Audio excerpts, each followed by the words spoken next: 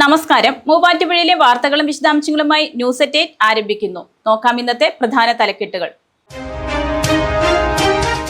Muvattupuzha general ആശുപത്രിയിൽ പുതിയ ഡോക്ടറെ നിയമിച്ച നഗരസഭ. കാഷ്വാലിറ്റിയിലേക്കാണ് പുതിയ ഡോക്ടറെ നിയമിച്ചത്. നഗരസഭയുടെ സ്വന്തം ചെലവിലാണ് ഡോക്ടറെ നേരിട്ട് നിയമിച്ചിരിക്കുന്നത്. ഇലാഹിയ കോളേജ് ഓഫ് ഫാർമസി പ്രവർത്തനം ആരംഭിക്കുന്നു. മൂവാറ്റുപുഴ ഇലാഹിയ ട്രസ്റ്റിന് കീഴിലുള്ള 9ാമത്തെ വിദ്യാഭ്യാസ സംരംഭം 2026-27 അക്കാദമിക് വർഷം മുതൽ പുതിയ ബാച്ച് ആരംഭിക്കും. പോലീസ് ഇൻസ്പെക്ടറുടെ ജനദ്രോഹ നടപടി. വാഴക്കുളത്ത് 72 വയസ്സുകാരന്റെ പ്രതിഷേധം. ആവോലി പൂനാട്ട് അലോഷ്യസ് PJ യാണ് പോലീസിനെതിരെ രംഗത്തെത്തിയത്. 30 ഏക്കറിലധികം പാടത്തെ വിവിധ കൃഷികൾക്ക് രോഗബാധ. ശാസ്ത്ര ഗവേഷണ സംഘം എത്തി പരിശോധിച്ചു. ചുവട് ഭാഗം, തണ്ട് ഉൾപ്പെടെ ചീഞ്ഞ കിഴങ്ങുകൾ പൂർണ്ണമായി കേടുപിടിച്ച നിലയിൽ. Vazhakulam agro and food processing company തുടർ പ്രവർത്തനങ്ങൾക്ക് 1.20 കോടി രൂപ അനുവദിച്ചു. നിയോജക മണ്ഡലത്തിലെ ഏക പൊതുമേഖലാ സ്ഥാപനമാണ് Vazhakulam agro and food processing company.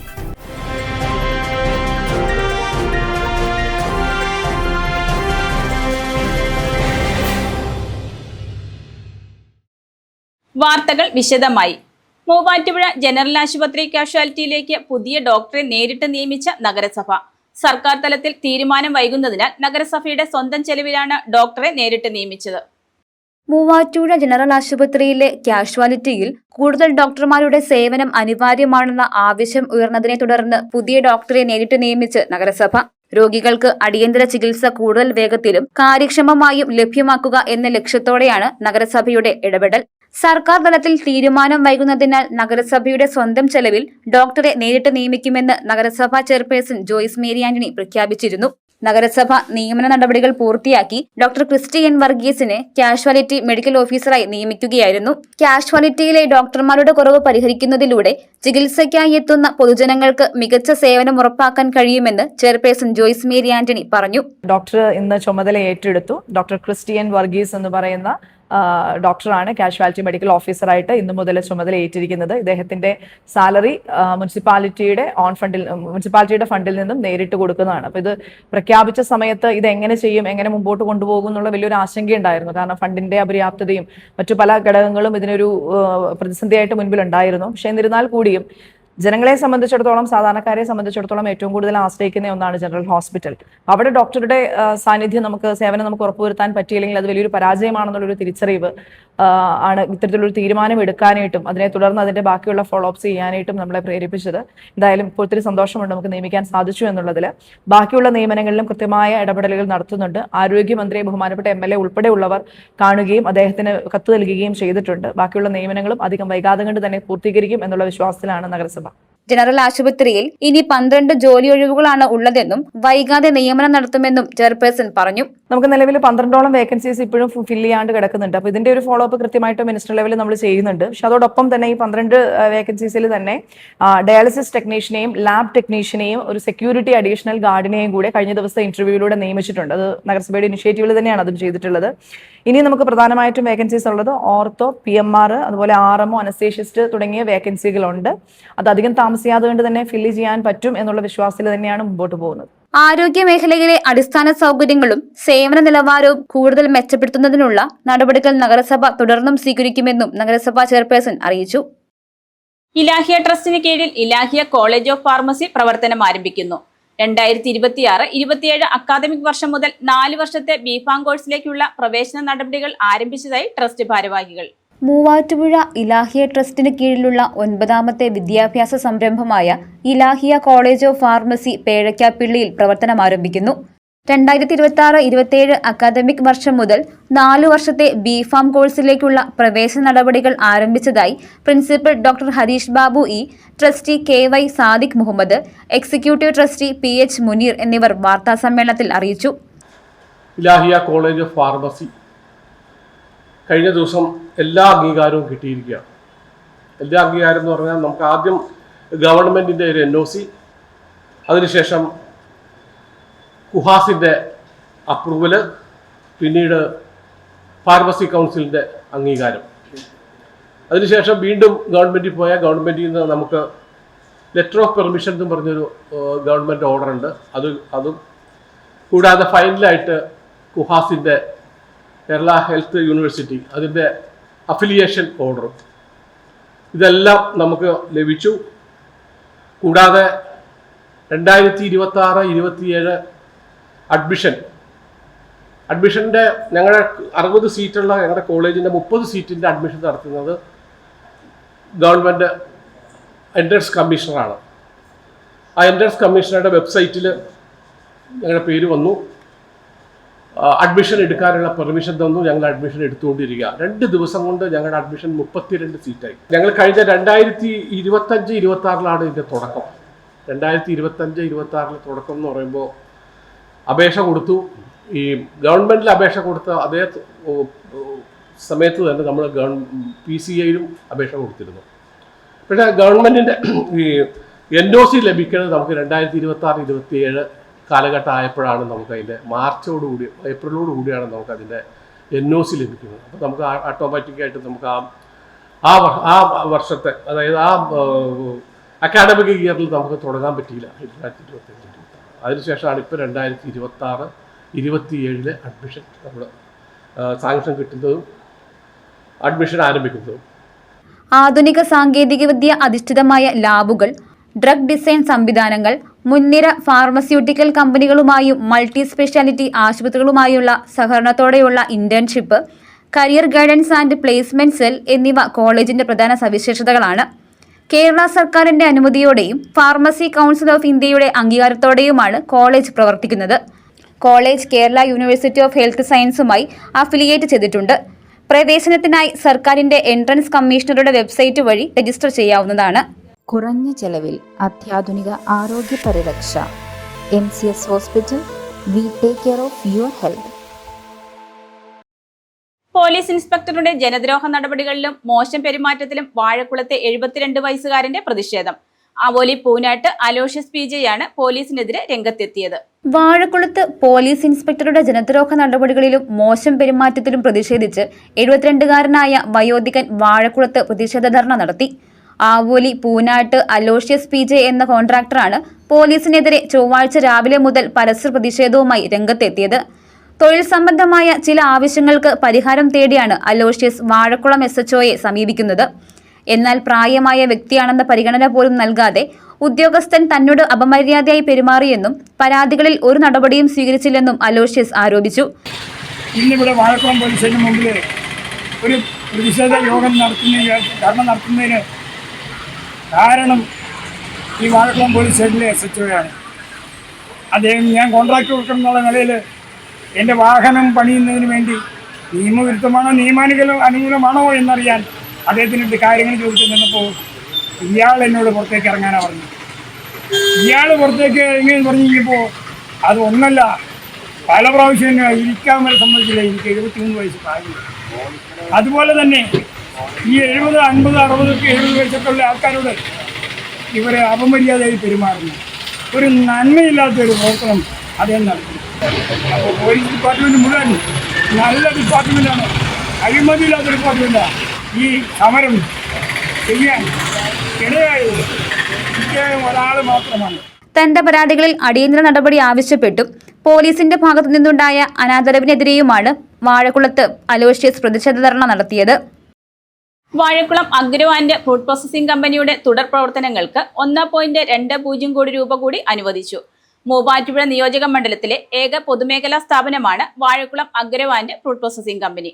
Vazhakulam agro and fruit processing കമ്പനിയുടെ തുടർ പ്രവർത്തനങ്ങൾക്ക് അടിയന്തര സാമ്പത്തിക സഹായമായി 1.20 കോടി രൂപ കൂടി അനുവദിച്ചതായി മാത്യു കുഴൽനാടൻ MLA. സർക്കാർ മുൻപ് 2 കോടി രൂപ അനുവദിച്ചിരുന്നെങ്കിലും 80 ലക്ഷം രൂപയാണ് കമ്പനിക്ക് വിനിയോഗിക്കുവാൻ സാധിച്ചിരുന്നത്. ട്രഷറി നിയന്ത്രണം മൂലം 1.20 കോടി രൂപ സർക്കാർ തിരിച്ചെടുത്തതിൽ MLAയും കോൺഗ്രസ് ബ്ലോക്ക് പ്രസിഡന്റ് സാബു ജോണും ഇടപെട്ടിരുന്നു. കമ്പനി മെഷീനറികളിൽ ഇപ്പോൾ പ്രവർത്തനക്ഷമമായുള്ള PET ബോട്ടിൽ ജ്യൂസ് പ്ലാന്റ് തുറന്നു പ്രവർത്തിക്കുവാൻ തുക വിനിയോഗിക്കും. എന്നാൽ നാമമാത്രമായ മാർജിൻ ലഭിക്കുന്ന പ്ലാന്റിന്റെ പ്രവർത്തനം വഴി കമ്പനി ലാഭകരമായി പ്രവർത്തിക്കുവാനോ ജീവനക്കാർക്കും തൊഴിലാളികൾക്കും വേതനം നൽകുവാനോ സാധിക്കുകയില്ല. കാലഹരണപ്പെട്ട മെഷീനറികൾ മാറ്റി സ്ഥാപിക്കുന്നതിനും വരുമാന വർധനവിനുള്ള അനുബന്ധ പ്രവർത്തനങ്ങൾ ആരംഭിക്കുന്നതിനുമായി സംസ്ഥാനങ്ങൾക്കുള്ള പ്രത്യേക അടിസ്ഥാന വികസന ഫണ്ട് പദ്ധതി പ്രകാരം 35.50 കോടി രൂപ അനുവദിക്കുന്നതിന് സമർപ്പിച്ച പ്രത്യേക പാക്കേജ് പദ്ധതി ധനകാര്യ വകുപ്പിന്റെ പരിഗണനയിലാണ്. സ്പെഷ്യൽ പാക്കേജ് അനുവദിക്കുന്നതിന് കൃഷി വകുപ്പിൽ സമ്മർദ്ദം തുടരുമെന്ന് മാത്യു കുഴൽനാടൻ MLA പറഞ്ഞു. മൂവാറ്റുപുഴ നിയോജകമണ്ഡലം മാവോലി ഗ്രാമപഞ്ചായത്തിലുള്ള നമ്മുടെ ജൈവ പൈനാപ്പിൾ ഫാക്ടറി കഴിഞ്ഞേറെ കാലമായി പല രീതിയിലുള്ള പ്രയാസങ്ങൾ അനുഭവിച്ചു വരികയാണ്. ഇതിൻ്റെ ഇടയിൽ അതിൻ്റെ പ്രവർത്തനങ്ങൾ ഊർജ്ജസ്വലമാക്കുന്നതിന് വേണ്ടി ഏകദേശം 2 കോടി രൂപ കഴിഞ്ഞ സർക്കാരിൻ്റെ സമയത്ത് അനുവദിച്ചിരുന്നു. എന്നാൽ അവസാന സമയമായപ്പോൾ അതിൽ 80 ലക്ഷം രൂപ മാത്രം ചെലവഴിച്ച് ബാക്കി 1,20 ലക്ഷം രൂപ തിരികെ അക്കൗണ്ടിലേക്ക് അല്ലെങ്കിൽ ട്രഷറിയിലേക്ക് തിരിച്ചു കൊണ്ടുപോകുന്ന സ്ഥിതിയുണ്ടായി. അവിടുത്തെ ജീവനക്കാരുടെ ശമ്പളമടക്കമുള്ളവ മുടങ്ങിയിരിക്കുമ്പോഴാണ് ഇങ്ങനെ സംഭവിച്ചത്. ഇതിൻ്റെ ഭാഗമായി അത് വീണ്ടും ആ 1,20 ലക്ഷം രൂപ തിരിച്ചു കൊണ്ടുവന്ന് കമ്പനിയുടെ പ്രവർത്തനങ്ങൾ കൂടുതൽ ഊർജ്ജസ്വലമാക്കുന്നതിന് വേണ്ടി പരിശ്രമിച്ചു വരികയായിരുന്നു. ഇപ്പോഴാ പണം അനുവദിക്കപ്പെട്ടിട്ടുണ്ട്, തിരിച്ചു കൊണ്ടുവരാൻ കഴിഞ്ഞിട്ടുണ്ട്. എന്നാൽ ഇതുകൊണ്ട് മാത്രം കമ്പനി പൂർണ്ണമായും നമുക്ക് ഒരു നോർമൽസിലേക്ക് കൊണ്ടുവരാൻ കഴിയില്ല. അതിനു വേണ്ടിയിട്ടുള്ള ഒരു വിശദമായ പ്രപ്പോസൽ കൊടുത്തിട്ടുണ്ട്. അത് ഗവൺമെൻറ് പരിഗണിക്കുമെന്ന പ്രതീക്ഷയിലാണ്. എങ്ങനെയും ജൈവ് എന്ന് പറയുന്ന കേരളത്തിലെയും കേരളത്തിന് പുറത്തുമുള്ള ജനങ്ങൾ ഇഷ്ടപ്പെട്ട ആ ബ്രാൻഡ് വിജയകരമായി തിരിച്ചു കൊണ്ടുവരാൻ പറ്റുമെന്ന് പരിശ്രമിക്കുകയാണ്. അതിനു വേണ്ടിയിട്ടുള്ള പരിശ്രമം തുടരും. അതിലേക്ക് ഒരു നല്ല സ്റ്റെപ്പായിട്ടാണ് ഇപ്പോൾ ജീവനക്കാർക്കുള്ള ആനുകൂല്യങ്ങൾ കൊടുക്കാൻ കഴിയുന്നതിനെ കാണുന്നത്. മൂവാറ്റുപുഴ നിയോജക മണ്ഡലത്തിലെ ഏക പൊതുമേഖലാ സ്ഥാപനമാണ് Vazhakulam agro and fruit processing company. പ്രവർത്തനരഹിതമായ പൈനാപ്പിൾ പ്രോസസിംഗ് യൂണിറ്റ് കൂടി മാറ്റി സ്ഥാപിക്കുമ്പോൾ ദിവസേന 30 ടൺ പൈനാപ്പിൾ പ്രോസസ് ചെയ്യാൻ സാധിക്കും. ഇത് പൈനാപ്പിൾ കർഷകർക്ക് വിലയിടിവിൽ നിന്ന് രക്ഷപ്പെടാനുള്ള സാഹചര്യമൊരുക്കും. തൊടുപുഴയിൽ കൈക്കൂലി വാങ്ങുന്നതിനിടെ നഗരസഭാ അസിസ്റ്റന്റ് എക്സിക്യൂട്ടീവ് എഞ്ചിനീയർ വിജിലൻസിന്റെ പിടിയിൽ. എറണാകുളം കറുകുറ്റി സ്വദേശിയായ ജോസ് MP യാണ് പിടിയിലായത്. വിജിലൻസ് ആവിഷ്കരിച്ച പ്രോജക്ട് 0 പദ്ധതിയുടെ ഭാഗമായി തൊടുപുഴ നഗരസഭയിലെ അസിസ്റ്റന്റ് എക്സിക്യൂട്ടീവ് എഞ്ചിനീയർ കൈക്കൂലി വാങ്ങുന്നതിനിടെ വിജിലൻസിന്റെ പിടിയിലായി. എറണാകുളം കറുകുറ്റി സ്വദേശിയായ ജോസഫ് MP യാണ് 75,000 രൂപ കൈക്കൂലി വാങ്ങുന്നതിനിടെ പിടിയിലായത്. പുതുതായി പണി കഴിപ്പിച്ച കെട്ടിടത്തിന് കംപ്ലീഷൻ സർട്ടിഫിക്കറ്റ് അനുവദിക്കുന്നതിനായി ഇടുക്കി തൊടുപുഴ സ്വദേശിയായ പരാതിക്കാരൻ 2025 ഒക്ടോബറിലാണ് ഓൺലൈൻ മുഖേന അപേക്ഷ സമർപ്പിച്ചത്. എന്നാൽ അപേക്ഷയിൽ നടപടിയെടുക്കാതെ 1 മാസത്തോളം ഫയൽ വൈകിപ്പിച്ച ഉദ്യോഗസ്ഥൻ സർട്ടിഫിക്കറ്റിനായി 1,50,000 രൂപ കൈക്കൂലി ആവശ്യപ്പെടുകയായിരുന്നു. തുടർന്ന് ബിൽഡിംഗ് എഞ്ചിനീയർ മുഖേന സംസാരിച്ചതിനെ തുടർന്ന് ഫയൽ താൽക്കാലികമായി അനുമതി നൽകി. എന്നാൽ കഴിഞ്ഞ മെയ് മാസത്തിൽ പരാതിക്കാരനെ വീണ്ടും ഓഫീസിലേക്ക് വിളിച്ചു വരുത്തിയ ജോസ് MP കെട്ടിടത്തിലെ ഇരുമ്പ് കോവണി അനുമതിയില്ലാതെ നിർമ്മിച്ചതാണെന്നും അതിനാൽ നമ്പറുകൾ റദ്ദു ചെയ്യുമെന്നും ഭീഷണിപ്പെടുത്തി. ഇത് ഒഴിവാക്കണമെങ്കിൽ 2 ലക്ഷം രൂപ നൽകണമെന്ന് ആവശ്യപ്പെടുകയും ചെയ്തു.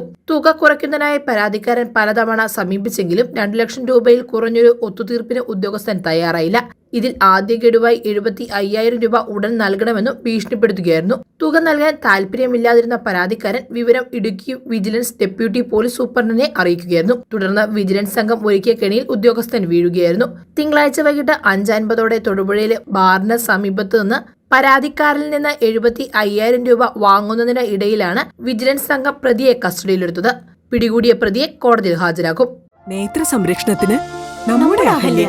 അഹല്യ ഫൗണ്ടേഷൻ ഐ ഹോസ്പിറ്റൽ, കേരളത്തിൽ എല്ലായിടത്തും. ICSE എറണാകുളം സോണൽ വോളിബോൾ ടൂർണമെന്റിൽ കിരീടം നേടി Vimalagiri international school. Under 40, Under 70, Under 90 എന്നീ 3 വിഭാഗങ്ങളിലാണ് വിമലഗിരി സ്കൂൾ വിജയം കൈവരിച്ചത്. ICSE എറണാകുളം സോൺ വോളിബോൾ ടൂർണമെന്റിൽ മുന്നേറ്റവുമായി മൂവാറ്റുപുഴ വിമലഗിരി ഇന്റർനാഷണൽ സ്കൂൾ.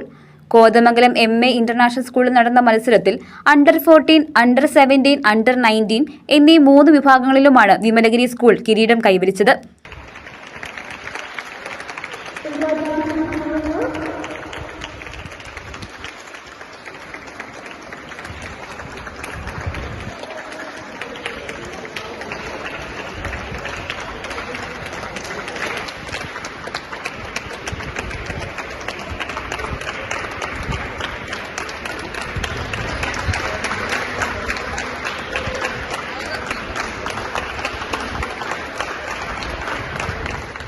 എല്ലാ വിഭാഗങ്ങളിലും ആധിപത്യം പുലർത്തിയ വിമലഗിരി ടീമുകൾ മികച്ച പോരാട്ട വീര്യമാണ് ഗ്രൗണ്ടിൽ പുറത്തെടുത്തത്.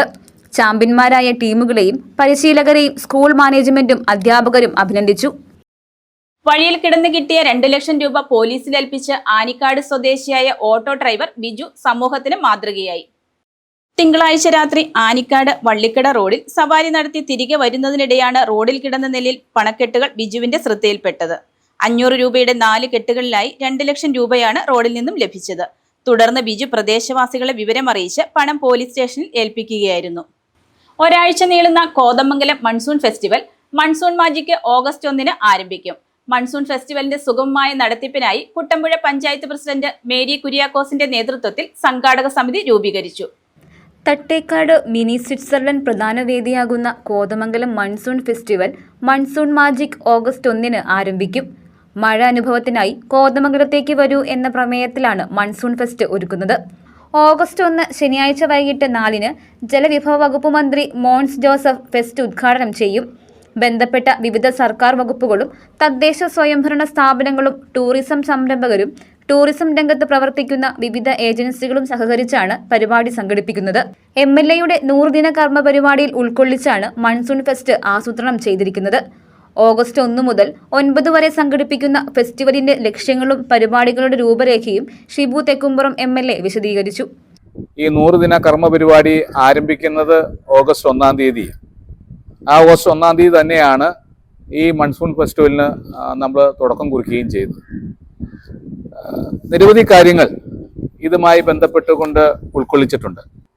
അതോടൊപ്പം തന്നെ ഷൂട്ട് ദ റെയിൽ എന്ന പേരിൽ ഒരു ഫുട്ബോൾ മത്സരം എല്ലാം ഏകോപിപ്പിച്ചുകൊണ്ടാണ് ഒരാഴ്ച നീണ്ടു നിൽക്കുന്ന മൺസൂൺ ഫെസ്റ്റിവൽ നമ്മൾ തട്ടേക്കാട് നടത്തുന്നത്.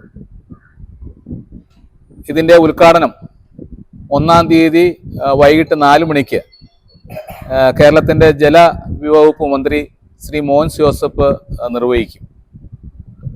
സമാപന സമ്മേളനം ഭക്ഷ്യ സിവിൽ സപ്ലൈസ് മന്ത്രി അനൂപ് ജേക്കബ് ഉദ്ഘാടനം ചെയ്യും. ആദരണീയനായ MP ഡീൻ കുര്യാക്കോസ്, എറണാകുളം ജില്ലയിലെ MLAമാർ, മറ്റ് ജില്ലാ പഞ്ചായത്ത് പ്രസിഡന്റ് അടക്കമുള്ള ജനപ്രതിനിധികൾ, അതോടൊപ്പം തന്നെ സെലിബ്രിറ്റീസ് അടക്കം നിരവധി പേർ ഈ ഒരാഴ്ച നീണ്ടു നിൽക്കുന്ന പരിപാടിയിൽ പങ്കെടുക്കുന്നുണ്ട്. മൺസൂൺ ഫെസ്റ്റിവലിന്റെ സുഗമമായ നടത്തിപ്പിനായി കുട്ടമ്പുഴ പഞ്ചായത്ത് പ്രസിഡന്റ് മേരി കുര്യാക്കോസിന്റെ നേതൃത്വത്തിൽ ജനപ്രതിനിധികളും വിവിധ വകുപ്പുകളിൽ നിന്നുള്ള ഉദ്യോഗസ്ഥരെയും ടൂറിസം രംഗത്ത് പ്രവർത്തിക്കുന്നവരെയും ഉൾപ്പെടുത്തി വിപുലമായ സംഘാടക സമിതി രൂപീകരിച്ചു.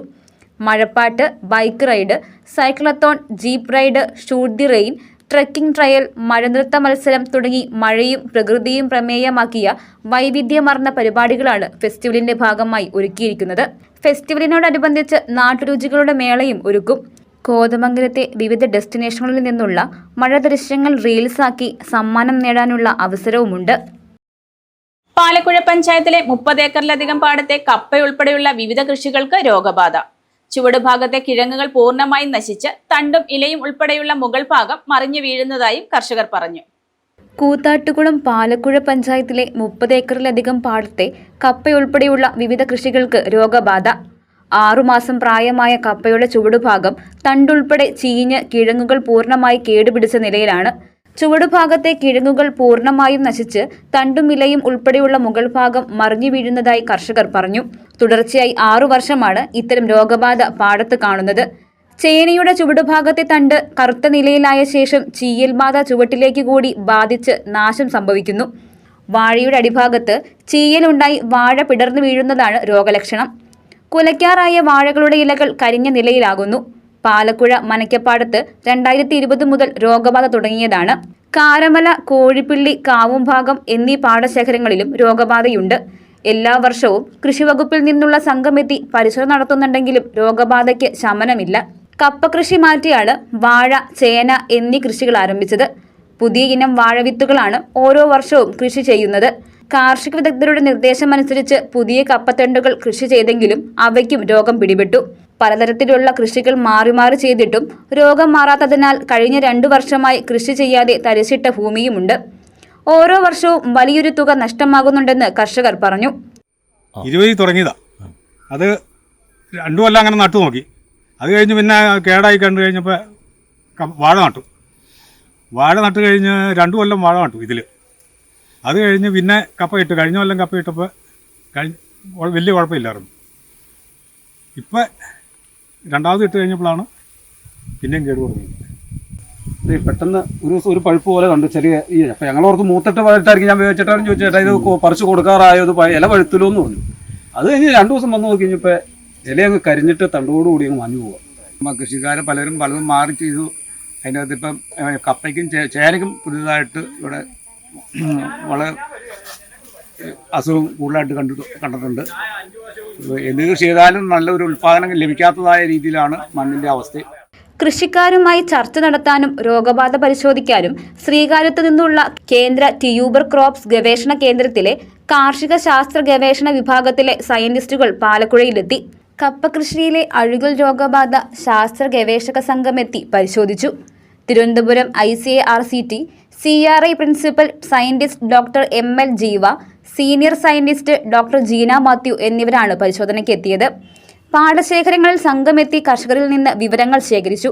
കപ്പയ്ക്കും മാത്രമല്ല ചേനയ്ക്കും അഴുകൽ രോഗബാധയുണ്ടാകുന്നതായി കർഷകർ പറഞ്ഞു. പാലക്കുഴയിൽ 2 കേന്ദ്രങ്ങളിൽ പരീക്ഷണ കൃഷി നടത്തുമെന്ന് വിദഗ്ധ സഹാംഗങ്ങൾ പറഞ്ഞു. ഇവിടെ ഈ വർഷം ഇത് വ്യാപകമായിട്ടുണ്ട്. നമ്മൾ നിയന്ത്രിക്കാനായിട്ട് പാക്കേജിങ് കൊടുത്തിട്ടുണ്ട്. അപ്പോൾ ട്രയലും കൂടെ ഇടുന്നുണ്ട്. ഇത് ശരിക്കും ഫ്യൂസേറിയം എന്ന് പറഞ്ഞ ഒരു കുമിഴ് കൊണ്ടാണ്. അതുമാത്രമല്ല ഈ ഫ്യൂസേറിയം കൂടുന്നത് ഈ മണ്ണിൻ്റെ നീർവാർച്ച, ഇത് കരഭൂമിയിലില്ല, കണ്ടത്ത് മാത്രമേ കാണുന്നുള്ളൂ. നീർവാർച്ച ശരിക്കും ഡ്രൈനേജ് അധികം ഇല്ലാത്തതുകൊണ്ടും പിന്നെ മണ്ണിൻ്റെ ന്യൂട്രിയൻ്റ് ഇംബാലൻസ് കൊണ്ടുമാണ് നമ്മൾ നോക്കിയിട്ട് അതേക്കുറിച്ച് ഗവേഷണം ചെയ്യുന്നുണ്ട്. ട്രയൽ ഇടുന്നുണ്ട്. ഈ ട്രയൽ അനുസരിച്ച് നമുക്ക് നല്ല ഒരു പാക്കേജ് കൊടുക്കാൻ പറ്റും. ഫ്യൂസേറിയം എന്ന രോഗമാണ് കപ്പ കൃഷിക്ക് ബാധിച്ചിട്ടുള്ളത്. ബയോ ഏജന്റ് മിത്രകുമിൾ, മിത്ര ബാക്ടീരിയ എന്നിവയുപയോഗിച്ച് രോഗബാധ തടയുക, മണ്ണ് പരിശോധന നടത്തി ഓരോ ഘട്ടങ്ങളിലും ഏതൊക്കെ ഘടകങ്ങളുടെ കുറവുകളുണ്ടെന്ന് കണ്ടെത്തി പരിഹാരം ചെയ്യുക, ഉചിതമായ അളവിൽ കുമ്മായം ചേർത്ത് അമ്ലത്വം കുറയ്ക്കുക എന്നീ മാർഗങ്ങളാണ് അവലംബിക്കേണ്ടതെന്ന് കേന്ദ്ര സംഘം വിശദമാക്കി.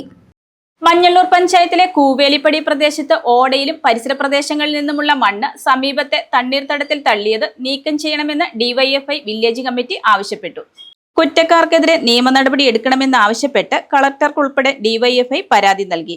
പഞ്ചായത്ത് പ്രസിഡന്റിന്റെ അറിവോടെയാണ് പാടം നികത്തുന്നതെന്ന് DYFI ആരോപിച്ചു. അനുമതിയില്ലാതെ പാടം നികത്താൻ ശ്രമിച്ചുവെന്നാണ് പരാതി. വെറുമൊരു ബിരുദമല്ല, മികച്ചൊരു കരിയർ. ആധുനിക സൗകര്യങ്ങളും സുരക്ഷിതമായ ഹോസ്റ്റലുകളും ഇവിടെ നിങ്ങൾക്കായി ഒരുങ്ങുന്നു. 2026-27 അഡ്മിഷനുകൾ ആരംഭിച്ചു. ഇന്ന് തന്നെ അപേക്ഷിക്കൂ. ഈസ്റ്റ് മാറാടി കടുവാക്കൂട്ടെങ്കിൽ KU പൗലോസ് 79 നിര്യാതനായി. സംസ്കാരം ചൊവ്വാഴ്ച 3-ന് മാറാടി കുരുക്കുന്നപുരം സെന്റ് മേരീസ് യാക്കോബായ സുറിയാനി പള്ളിയിൽ. ഭാര്യ ഏലിയാമ്മ, പാലക്കുഴ ഏറാട്ടുകുന്നേൽ കുടുംബാംഗം. മക്കൾ സുജ, ബിനോയ്. മരുമക്കൾ ജേക്കബ്, ജിഷ. അച്ചയൻസ് ഗോൾഡ് 20 വർഷത്തെ പാരമ്പര്യം, 26 ഷോറൂമുകൾ. കോൾ 8590046916. ന്യൂസ് അറ്റ് 8 പൂർണ്ണമാകുന്നു. നമസ്കാരം.